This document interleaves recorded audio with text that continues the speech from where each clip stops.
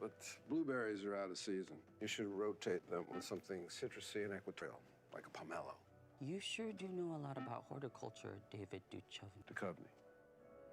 Sometimes I think I know too much. Are the chupacabras real? Huh? Have you touched an alien? Oh, God. Has an alien touched people's throats? Do it in a really fun way, an engaging way, and that's something that Drop Party has been now doing for years. And now bringing that into Flexa, and now allowing merchants to take advantage of that, and communities and wallets and tokens. And again, really normalizing and expanding what this means to people is super exciting. So it's a perfect alignment for us. Yeah, I think that's really interesting. And for the audience, I mean, Flexa is on the forefront of this. Like, how is Flexa different from other systems? And where does AMP fit into all of this? Because it's a little complex for people understand from a payments network. Sure. So the key difference of Flexa versus traditional networks. So yes, there are technical differences around how we can enable payments to be as fast as they are, enable different types of assets without fraud and the costs, and all of those things that we're really, really proud of. And those are all true. But I'd say the biggest difference is that Flexa is an open network, and we allow any wallet in the world to access it. So regardless of the asset, we're going to support all different types of different assets. Regardless of that, or the digital value, any app can now access Flexa. And the way we do that is through a collateral mechanism. And so that's the really, really key difference, is that it's essentially a permissionless network, and anyone can join and use a wallet of any kind to make payments on Flexa, which is very revolutionary and has never really been able to be done due to the fraud and the complexity around the integration. So that's probably that's the biggest difference of what we've done.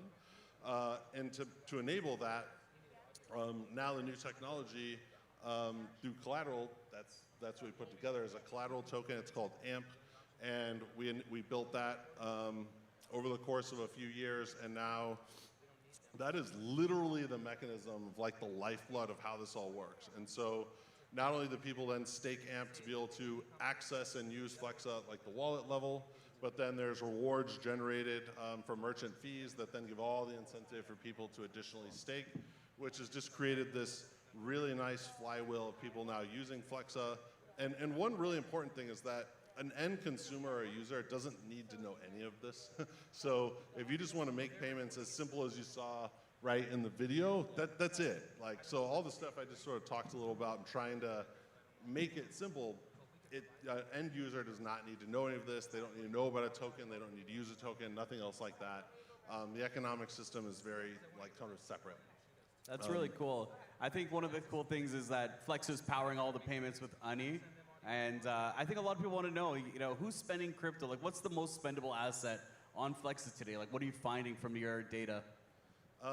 Surprisingly, it's Bitcoin and Litecoin are the two most popular. So people are using that the most, as you wouldn't necessarily expect. Stable coins, there's some interest. But what's really interesting is that we're going to start moving this into all other sorts of digital assets, like loyalty points, reward tokens, things like that we can integrate natively into apps. So think about your airlines app and things like that, being able to now go spend those tokens natively just through that existing interface. And even more importantly, like banking apps and fiat payments, we're going to be rolling into all of that. So it's really any sort of asset, any app that you have on your phone that you just want to go pay, have that integration work very, very easy at a store, like that's how it's going to work, and it's going to work all over the world. Which actually makes it a little complex of all the work we've had to do in building up the sort of compliance and working across jurisdictions and doing this in a very, very deliberate way. It's cost a lot of money to do all of that, but to put it in place. But so far it's working, and again, we're really proud of it. And one thing that about AMP and even just DeFi that makes this so much more powerful, I think, beneath the surface that a lot of people see is a lot of people here probably use DeFi or are aware of like the types of either yields or products that can exist. There's borrowing and lending and all of these opportunities that are out there. And we're looking at it now with these new technologies. Why should merchants have to pay for payments, right? We have all this other like new open source or permissionless software and access. Why are we still working in this sort of old model? So could we use that and build that into the network so we could actually start enabling fee-free payments and using other incentive mechanisms, and really start challenging the entire paradigm of payments. And we think there's such a massive, potentially just trillions of dollars of opportunity to enable all of that. And yeah, even one of the cool, exciting things, there's so much around this. We've been working on now an AMP foundation for about 2 years, almost 2 years, putting all this together. We're going to be launching that soon. I'm even going to be stepping into a full-time role, even at the AMP Foundation, because of just how massive this opportunity is going to be. So it's super exciting. Wow. That's really cool. I'd love to learn a little bit more about that. And AMP, you keep bringing AMP up. Obviously, AMP was in the news just recently with the SEC and I guess with Coinbase. Has that affected AMP or Flexa in any way since that news came out? Well, yeah, so in general, there was if people aren't familiar, there was an insider trading case against Coinbase that the SEC had initiated, and AMP was mentioned as one of the tokens traded.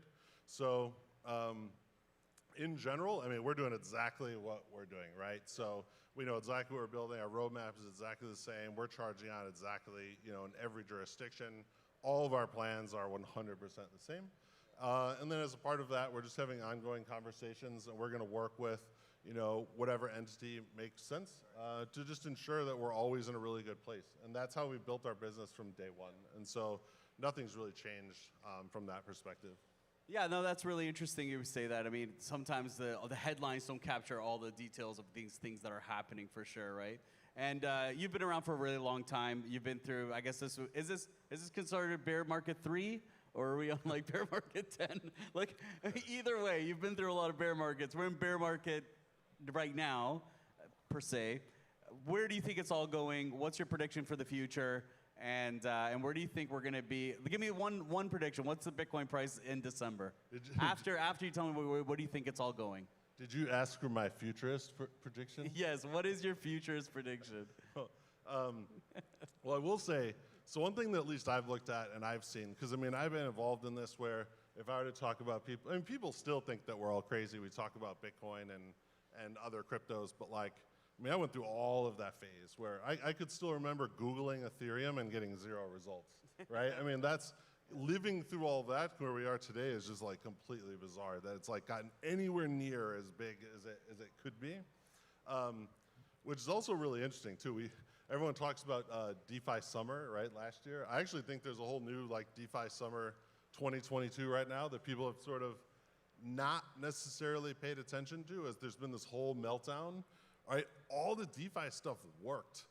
All the problems that we've seen and all the headlines of all this, the margin losses, everything you're seeing is all the centralized components. And that all the DeFi protocols, Compound, Alchemix, they all work perfectly. Yeah. There were no issues at all. And so what I'm trying to take away from it, the bear market or otherwise, is that if you don't pay attention to price, every single metric around building and progress and people moving into the space and awareness and trading, anything, all of it is still going up by a huge margin. If you were to plot those from the beginning to now, they're all still accelerating upwards. So if you abstract away price, you'll see that fundamental numbers around everything in our space is only accelerating, which clearly means that now some of the stuff's becoming valuable and it's getting used. And from even, a few years ago, even, way back 2017 times, right, where it was just ICOs and there wasn't the utility and people weren't using that stuff. And I think it's changed a lot now. And that's really, really motivating and people actually using this stuff. Yeah. Well, that's really great. I find it really interesting that you said it. The big takeaway is that all the metrics are still going up. And if you don't get caught up in price, and if you never got caught up in the price in the last 4 bear markets, we're going to be here bigger next year. We're going to be bigger than the year after that. So give it a round of applause. Thank you so much, Tyler. Great insights. Give a round of applause for Tyler from Flexa.